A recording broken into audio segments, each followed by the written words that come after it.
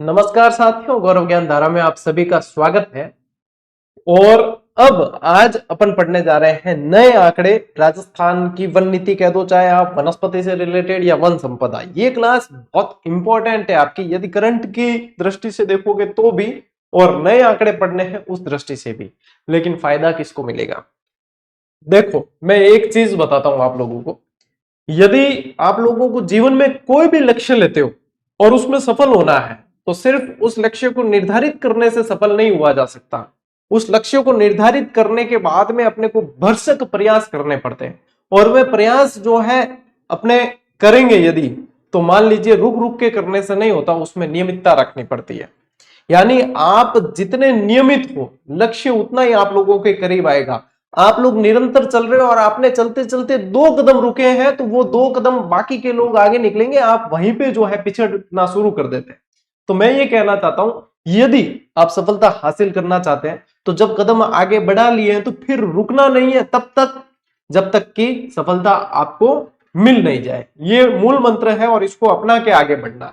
ठीक है, तो इस चीज को ध्यान में रखना, और जितना नियमित रहोगे आप, उतना ही आप लोगों का फायदा है। ठीक है, चलिए अपनी इस क्लास को शुरू करते हैं। चतुश्रेणी कर्मचारी जीके प्रहार बैच। ठीक है, देखो, राजस्थान में वनस्पति और वन संपदा अपन पढ़ने जा रहे हैं, और इसमें जितने प्रश्न बनते हैं, आज की क्लास जितनी इंपॉर्टेंट है उतनी ही इंपॉर्टेंट अपने कल आने वाली क्लास होगी। आज अपन बेसिक बेसिक चीजें पढ़ लेंगे इसमें से, और इसके बाद में कल आपको सारे आंकड़े जो है मैं याद करवा दूंगा। बिल्कुल निश्चिंत रहो, आप ऐसे बढ़िया याद होंगे जैसे आप लोगों ने मतलब कभी भूलने ही नहीं है। ठीक है, चलिए देखो, सबको पहला समझा कि वन नीति है, क्योंकि नया टाबर भी बहुत बड़ी मंध्यान है। तो राजस्थान की वन संपदा, उसमें बार बार आप एक चीज पढ़ेंगे कि ये वनावरण है, इतने किलोमीटर वनावरण है, इतने किलोमीटर स्क्वायर वृक्षावरण है, ये है वो है। तो पहले ही समझ लेते हैं कि वनावरण और वृक्षावरण होते क्या है। जब ये समझ में आ गया तो फिर इसके बाद में अपने जो है आसानी हो जाएगी आगे। देखो, वनावरण क्या होता है? वन, देखो एक तो इसको यदि आप इसको डिस्क्राइब करो तो भी क्या होगा? वनों का आवरण। क्या होता है? वनों का आवरण, ये हो गया। देखो, वह संपूर्ण भूमि जिसका क्षेत्रफल 1 हेक्टेयर से अधिक हो और वृक्ष घनत्व 10% से अधिक हो। यानी कि संपूर्ण भूमि, मान लीजिए ये संपूर्ण भूमि है, ये 1 हेक्टेयर से अधिक होनी चाहिए, तब इसका गणित निकलेगा वनावरण। 1 हेक्टेयर से अधिक हो और इसमें जो वृक्ष घनत्व है वो आपके 10% से अधिक होना चाहिए, तो वो किसके अंदर आ जाता है? वनावरण के अंदर। यानी इसके अंदर जो वृक्ष लगे हुए हैं, इसके अंदर जो ट्री लगेंगे, वो आप लोगों के होने चाहिए 10% से अधिक, तब जाके जो है ये आपकी किस में आएगा? वनावरण में। अब वृक्षावरण क्या है? अभिलेखित वन क्षेत्र। अभी आगे अपन बाद में पढ़ेंगे भी, जब आंकड़े पढ़ेंगे कि अभिलेखित वन क्षेत्र कितना है, क्या है। अभिलेखित वन क्षेत्र और वनावरण के अतिरिक्त 1 हेक्टेयर क्षेत्र, यानी कि जो अभिलेखित वन क्षेत्र है, जिसको बिल्कुल नोट कर दिया, और उसके बाद में जो है अपने वनावरण हो गया, ये वनावरण है। अब इसके अतिरिक्त भी कहीं तो वृक्ष हो गए जो अपने वन के अंदर नहीं जा रहा है, वनावरण में नहीं जा रहा, इसके अतिरिक्त जो वृक्ष है, ठीक है, उसके अतिरिक्त 1 हेक्टेयर क्षेत्रफल से कम वाले वृक्ष क्षेत्र जो होते हैं वो वृक्षावरण के अंदर जाते हैं। यानी ऊपर वाले तो कहां चले जाएंगे? वनावरण के अंदर आ जाएंगे। लेकिन 1 हेक्टेयर से कम, क्या लिखा है? 1 हेक्टेयर क्षेत्रफल से कम वाले जो वनावरण से बाहर है, वो सारे के सारे किस में चले जाएंगे? अपने वृक्षावरण में। साधारण भाषा में समझो, मान लो ये तो बहुत सघन जो है वन है, एक जंगल है, बहुत सघन जंगल है, और इसका अनुमान निकलेगा 1 हेक्टेयर क्षेत्रफल से निकलेगा कि इसमें जो है 10% तो वृक्ष लगे हुए लगे इस क्षेत्र में, वो चला जाएगा वनावरण में। इसके बाहर जो है, जो 1 हेक्टेयर क्षेत्रफल से कम है, वो वृक्षावरण में, यानी छिद्रे लगे हुए थोड़े से, वो वृक्षावरण के अंदर जाएगा। ये है सिंपल, क्योंकि आगे आएगा तो फिर आप कंफ्यूज होगे कि सर वनावरण क्या है, वृक्षावरण क्या है। सघन है वो वनावरण है, जो सघन नहीं है वो वृक्षावरण है। ठीक है, चलिए देखो नेक्स्ट, राजस्थान की वन संपदा के अंदर ही अपन थोड़ा सा जो है वन स्थिति जो रिपोर्ट आती है उसके अनुसार थोड़ी सी चीजें जान लेते हैं। देखो, राष्ट्रीय वन नीति 1988 यह अधिदेश देता है कि भारत के भौगोलिक क्षेत्र का 33%, मोस्ट इंपॉर्टेंट है ये, 33% वन अथवा वृक्षावरण के तले होना चाहिए। ये पूछते हैं कि भाई जो अपनी 1988 की वन नीति आई थी उसके अनुसार कितने भूमि पर वन होने चाहिए? 33%, 1/3 पर। ठीक है, भारतीय वन सर्वेक्षण वनावरण का वर्ष 1987 से तथा वृक्षावरण का 2001 से आकलन करता आ रहा है। इस उद्देश्य हेतु पृथक वृक्षों और वृक्षों के छोटे खंडों को आकलन के लिए शामिल किया जाता है, जो कि निम्न क्षेत्र के 1 हेक्टेयर से कम तथा अभिलिखित वन क्षेत्र के बाहर पाए जाते हैं। भारत विश्व में कुछ देशों में से एक है जिसके पास वनों तथा बाह्य वन वृक्षों के नियतकालीन वनावरण आकलन एवं इन्वेंट्री का ठोस व वैज्ञानिक पद्धति उपलब्ध है। ठीक है टाबरियो, इनके है इनकी नहीं है। इम वो ध्यान रखना है कि 1988 की जो वन नीति आई उसके अनुसार अपने को ध्यान रखना 33% भूमि पे वन होने चाहिए। मेन बात मुद्दे की तो यही है, बाकी आप लोगों के चतुश्रेणी कर्मचारी के अनुसार नहीं पूछा जाएगा। स्क्रीनशॉट लेना चाहते हो तो आप ले लो, बस फिर पढ़ लेना आराम से। ये वही है वृक्षावरण वनावरण, मैंने आप लोगों को बता दिया पहले, वही चीज है। अब देखो राजस्थान की वन संपदा। ठीक है, भारत में सबसे पहले वन नीति, मोस्ट इंपॉर्टेंट, ये सारे प्रश्न मोस्ट इंपॉर्टेंट है। भारत में सबसे पहले वन नीति घोषित की कब? 1855। अब इस समय कौन था? लॉर्ड डलहौजी। तो सबसे पहली वन नीति जो है 1855 में, और उसके बाद संपूर्ण भारत की पहली वन नीति कब हुई है? 1894, मोस्ट इंपॉर्टेंट है। और स्वतंत्रता के बाद पहली वन नीति, देखो स्वतंत्रता के बाद जब जब पूछा जाए, स्वतंत्रता के बाद जब जब पूछा जाए तो आप लोगों को ध्यान रखना 1952 सन जो है मोस्ट इंपॉर्टेंट है आपके। ठीक है, तो 1952 के अंदर, और ये फिर मोस्ट इंपॉर्टेंट आ जाता है। अभी अपन ने पढ़ा राष्ट्रीय वन नीति 1988, ये पूछा जाता है। तो नई जो वन नीति है वो 1988 है। इसके बाद में जो आप लोगों के आंकड़े आते हैं उसको बोला जाता है वन स्थिति रिपोर्ट। जैसे कि अभी 2023 में प्रकाशित हुई है, जो नवीनतम आंकड़े हैं वो है वन स्थिति रिपोर्ट। इससे पहले 21 में आई थी, ठीक है, अब 23 में आई है। तो ये वन स्थिति रिपोर्ट कहलाती है, लेकिन ये क्या है? राष्ट्रीय वन नीति 1988। और फिर राजस्थान की जो है वन नीति वो अलग है। राजस्थान की तो अभी हाल ही में जारी हुई है। ठीक है, तो उसको अपन पढ़ लेंगे, अभी व्यवस्थित रूप से पढ़ेंगे अभी। ठीक है, चलिए। राजस्थान की प्रथम वन नीति जो है 18 फरवरी 2010 को है। कब है? 18 फरवरी 2010 को राजस्थान की प्रथम वन नीति है। और जो नवीनतम आई है वो आप लोगों के, नवीनतम जो आई है वो आई है आपके 5 जून 2023। 5 जून 2023 को आई है राजस्थान की नवीनतम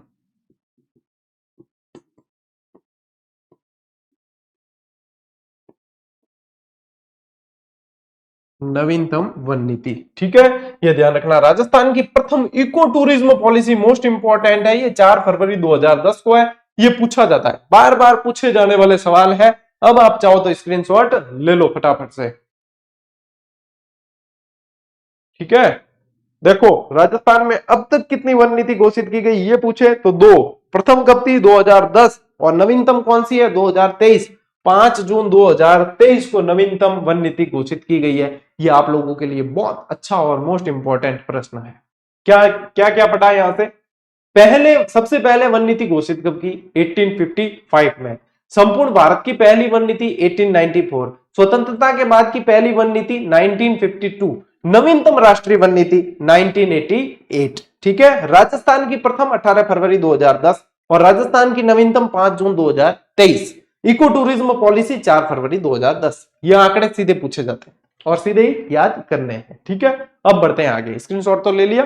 देखो अब अपने को ध्यान रखना है, केंद्रीय वन अनुसंधान संस्थान पूछे तो देहरादून। देहरादून कहां है? यूनाइटेड किंगडम में। यूनाइटेड किंगडम में है क्या? यूके किसको बोलते हैं? यूके यानी उत्तराखंड।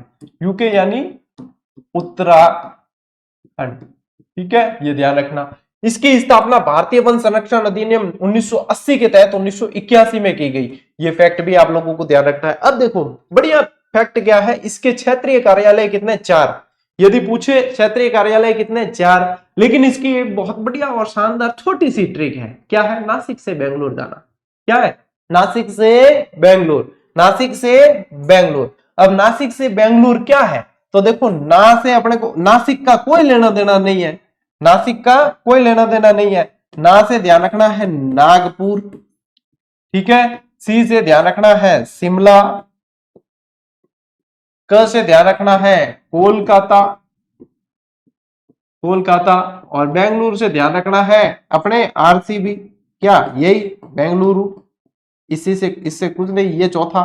तो देखो वैसे ही तो याद रखोगे तो कैसे नागपुर, शिमला, कोलकाता और बेंगलुरु ऐसे ध्यान रखना, या फिर ऐसे ध्यान रखना है नासिक से बेंगलुरु, जीजीडी एक्सप्रेस जाती है नासिक से बेंगलुरु, और आप लोगों को सीधी सारी चीजें याद। तो ये अपनी बढ़िया शानदार छोटी सी ट्रिक है, याद भी आराम से हो जाएगी। अब स्क्रीनशॉट ले लो आप, ताकि अपन आगे बढ़ सके। लो भाई, मजे मजे में याद करना, ज्यादा लोड लेने की आवश्यकता नहीं है, क्योंकि आप पेपर लोड वालों नहीं आई, बस आप नियमित पढ़ते जाओ, आप लोगों का सिलेक्शन निश्चित है।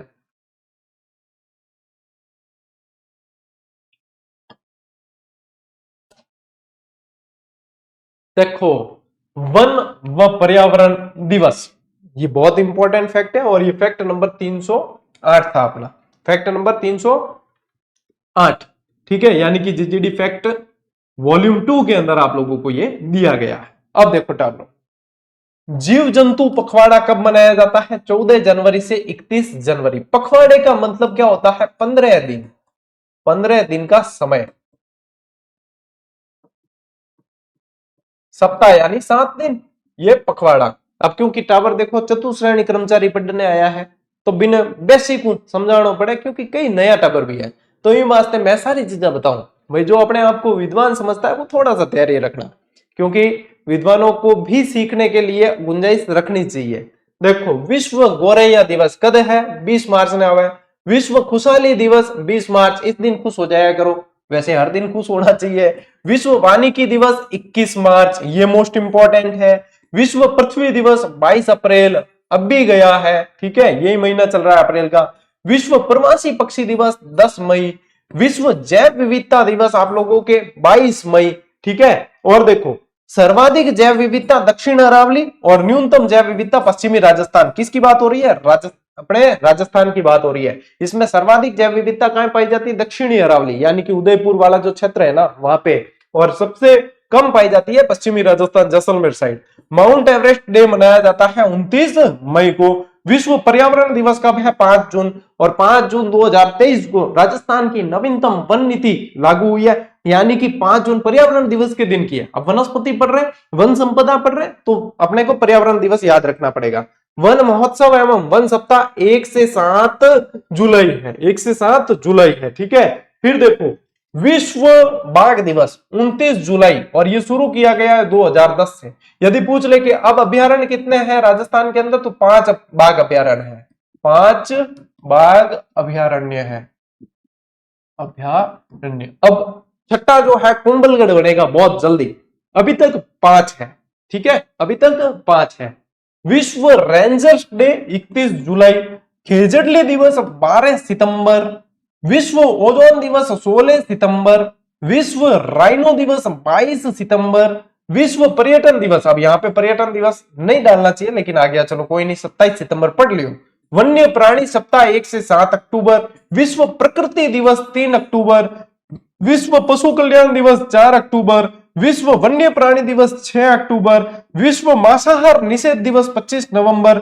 विश्व पर्यावरण संरक्षण दिवस 26 नवंबर। अब बच्चों के दिमाग में सीधा सट एक सवाल आता है, गुरुजी इतना याद क्या हुई? तो बेटा मैं बताऊं, चतुश्रेणी लाग जाओ, 30-35 हजार सैलरी मिली। कितनी मिली? 30-35 हजार। और 30-35 हजार आज की तारीख में मिल रही है आप लोगों को, और साथ में ये सिक्योरिटी मिल रही है कि जीवन भर जो है आप लोगों के रोटी की मतलब व्यवस्था हो गई है। आप लोगों के परिवार के सारे दुख दर्द जो है वो हर लिए गए हैं, और बहुत अच्छी तरीके से अब आप लोगों का जीवन यापन होगा। ये बात जहन में आते ही चीजें अपने आप याद होने लगेगी। याद नहीं होगी तो बैठोगे, तापोगे अपने आप को, फिर याद होगी।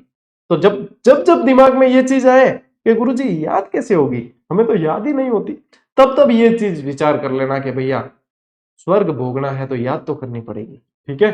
तो ये चीजें हैं। चलो स्क्रीनशॉट ले लो और फिर आगे बढ़ते हैं। और ये ध्यान रखना, जीवन में असंभव कुछ भी नहीं है, सब कुछ संभव है, करने वाला चाहिए। लेट आओ। देखो, राजस्थान का राज्य वृक्ष, एड़ा प्रश्न आई थारे तो सीधी बात है, एड़ा प्रश्न ज्यादा है। राजस्थान का राज्य वृक्ष क्या है? खेजड़ी। इसे राजस्थान का कल्प वृक्ष भी बोलते हैं, मरुस्थल अपने रेगिस्तान का कल्प वृक्ष भी बोला जाता है। इसका वैज्ञानिक नाम क्या है? प्रोसोपिस सिनेरेरिया, प्रोसोपिस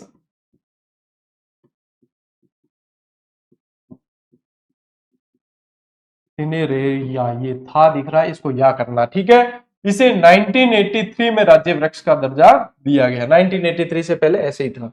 राजस्थान का राज्य पुष्प कौन सा है? रोहिड़ा। कौन सा है? रोहिड़ा, ठीक है। इसका नाम क्या है? वैज्ञानिक नाम टिकोमेला अंडुलेटा। इसे भी 1983 को जो है राज्य पुष्प का दर्जा दिया है। रूख भाइला किसे कहा जाता है? वृक्ष मित्र जो होते हैं ना, उन्हें कहा जाता है रूख भाइला। यानी रूख यानी झाड़ को, रूखड़ो किनके? झाड़, पेड़, और भाइला यानी मित्र है, वृक्ष मित्र को कहा जाता है रूख भाइला। पेड़ वाले बाबा, इन्हें ध्यान रखना, काकपुरी। पेड़ वाले बाबा कौन है? काकपुरी, इनको पेड़ वाले बाबा कहा जाता है। बेटी के जन्म पर 111 पौधे लगाने की मुहिम कहां चल रही है? पीपलांत्री गांव है राजसमंद का। कौन सा? पीपलांत्री, पीपलांत्री राजसमंद। बहुत शानदार जो है ये मुहिम यहां पे चलाई गई। वृक्षों की रक्षा 1604 में रामासड़ी गांव में बलिदान देने वाले शहीद कौन थे? यहां थे कर्मा और गोरा। किसने? कर्मा और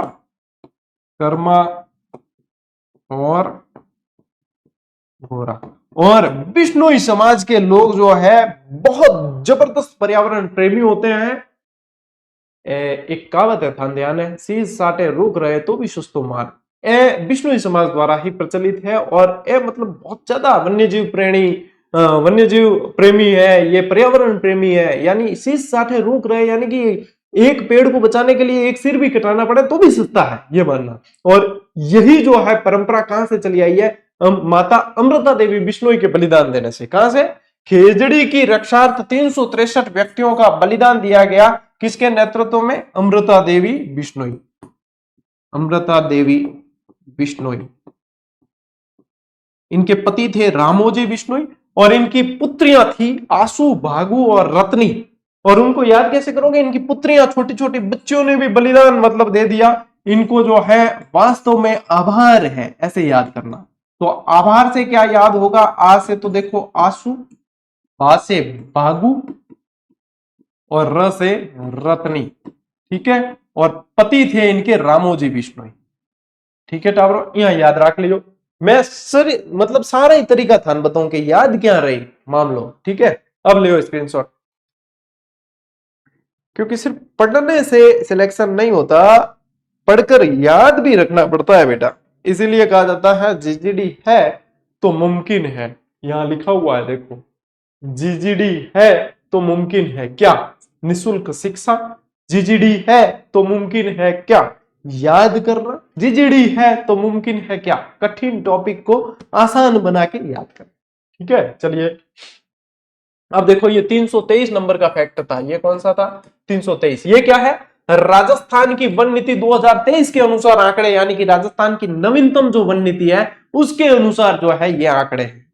और ये बहुत इंपॉर्टेंट है। और कल वाली जो क्लास आएगी वो और भी इंपॉर्टेंट है, क्योंकि उसमें भारत की नवीनतम जो वन स्थिति रिपोर्ट है 2023 वाली, वो उसके आंकड़े में करवाने वाला हूं, ठीक है।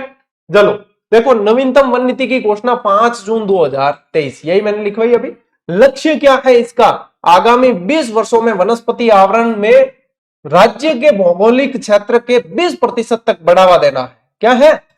राज्य के भौगोलिक क्षेत्र में 20% तक इसको बढ़ावा देना है। प्रदेश का कुल भौगोलिक क्षेत्र 34/39, ये तो याद करवाया हुआ है आपको।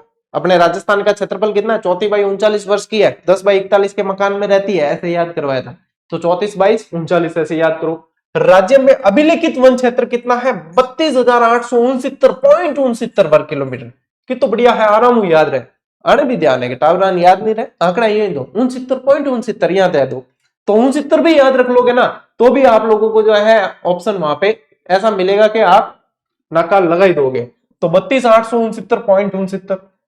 कुल भौगोलिक क्षेत्र के वन क्षेत्र का प्रतिशत कितना है? 9.60%। और ये मोस्ट इंपॉर्टेंट है, ये मोस्ट इंपॉर्टेंट। कुल भौगोलिक क्षेत्र में वन क्षेत्र का प्रतिशत कितना है? 9.60%। सर्वाधिक अभिलेखित वन क्षेत्र वाला जिला उदयपुर, 4161.92 वर्ग किलोमीटर, यानी कि 12.66%। ये परसेंट याद रखना, ये पूछते हैं, ठीक है। और न्यूनतम देखो, नाम में ही 2 अक्षर ही है, चूरू। न्यूनतम क्या 73.73 किलोमीटर स्क्वायर, 0.22%। देखो एक चीज यहीं पे क्लियर कर दूं, क्योंकि विद्वान बहुत पढ़ने आते हैं। भारत वन स्थिति रिपोर्ट के अनुसार ये थोड़े बहुत इधर उधर होंगे आंकड़े, क्योंकि वो आंकड़े अलग है, ये आंकड़े अलग है। प्रश्न की लैंग्वेज को देखकर अपने को लिखना और सीखना है कि कहां पे क्या पूछा जा रहा है, ये ध्यान रखना कि किसके अनुसार पूछा है। वहां पे यदि चूक की तो फिर आपके उत्तर गड़बड़ हो जाएगा, ठीक है। फिर देखो वैधानिक दृष्टि से वन जो है वो 3 तरह के होते हैं, आरक्षित, संरक्षित और अवर्गीकृत, ठीक है। आरक्षित, संरक्षित और अवर्गीकृत 3 श्रेणी के होते हैं। आरक्षित वन क्षेत्र कितना है, 176.28 वर्ग किलोमीटर, ये इसके अनुसार बता रहा हूं आंकड़े, ध्यान रखना। ये परसेंटेज ध्यान रखना, 37.05 सर्वाधिक उदयपुर में। संरक्षित ये पूछेंगे सबसे ज्यादा प्रतिशत किसका है, इसका है सबसे ज्यादा, और सबसे कम हमेशा ध्यान रखना अवर्गीकृत का ही आप लोगों को पूछते हैं। ये है 18,588.39 यानी 56.55%, और सर्वाधिक करौली में। अवर्गीकृत बीकानेर के अंदर 2105.03 वर्ग किलोमीटर, 6.40%, और बीकानेर के अंदर है, ठीक है। यहां पे ये भी आप लोगों को ध्यान रखने पड़ेंगे, क्योंकि ये भी पूछते हैं आप लोगों को, ये भी ध्यान रखने पड़ेंगे, क्योंकि ये भी पूछते हैं आप लोगों को। यहां से फिर भी कम पूछते हैं प्रश्न, ठीक है। ये 2 चीजें आप लोगों को ध्यान रखनी पड़ेगी, ये 2 चीजें ध्यान रखनी पड़ेगी, ठीक है। टाब्रो लो, वो स्क्रीनशॉट, वो फैक्ट बहुत इंपॉर्टेंट है, ठीक है, ले लो स्क्रीनशॉट।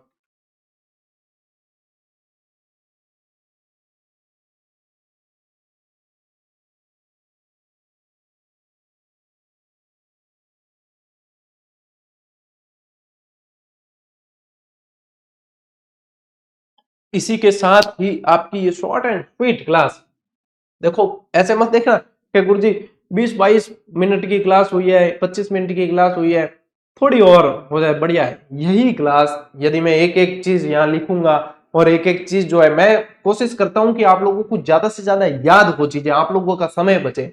यही क्लास जो है 1 घंटे की होती, कैसे, लाइव में बातें करते करते पढ़ते, और या फिर मैं लिखता यहां से शुरू करके यहां तक, तब भी जो है समय लगता। मेन चीज क्या है, समय बचना चाहिए।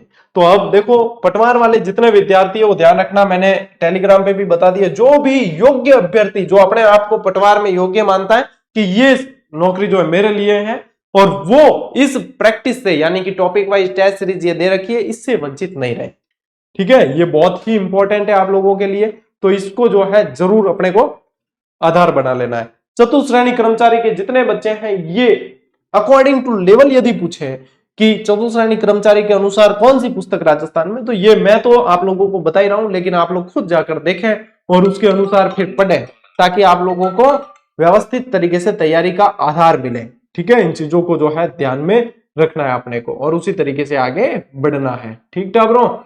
तो जो विद्यार्थी देखो टेलीग्राम से जुड़ जाना, यदि आप अभी तक वंचित हो तो फिर बाद में मुझे मत कहना। और एक चीज फिर वापस कह रहा हूं कि जब आपने कोई लक्ष्य निर्धारित कर लिया है और उसे हासिल करना है और उसके लिए कदम बढ़ा दिए हैं, तो वे कदम कभी रुकने नहीं चाहिए। यदि वे कदम रुकते हैं, आप अपने कदमों को रोकते हैं, तो समझ लीजिए कि बाकी दूसरों के जो कदम है वो उस लक्ष्य की तरफ तेजी से बढ़ रहे हैं, आप वहीं से पिछड़ना शुरू कर देते हैं। इसलिए जब भी लक्ष्य निर्धारित करते हो तो पहले यह सोचना कि मुझे नियमित रहना है। चाहे दुनिया में कोई भी चीज आप प्राप्त करना चाहते हो, कुछ भी असंभव नहीं है, लेकिन जब आपने ये निर्धारित कर लिया कि मैं इसे हासिल करके रहूंगा, तो उसके लिए आप लोगों को उसके प्रति नियमित रहना पड़ेगा और समर्पित होना पड़ेगा। जब आपके अंदर ये आग जल जाएगी, जब आप इसके प्रति जो है पूरी शिद्दत से कोशिश करने लग जाएंगे, तो आपका लक्ष्य आपसे कोई नहीं छीन सकता। ये गुरु मंत्र है, इसको अपने अंदर उतार लेना, और जब ये अंदर उतर गया तो समझो बेड़ा पार है, ठीक है टाबरो। चलिए मिलते हैं अगली क्लास में, अगले सेशन में, तब तक के लिए राम राम, जय हिंद।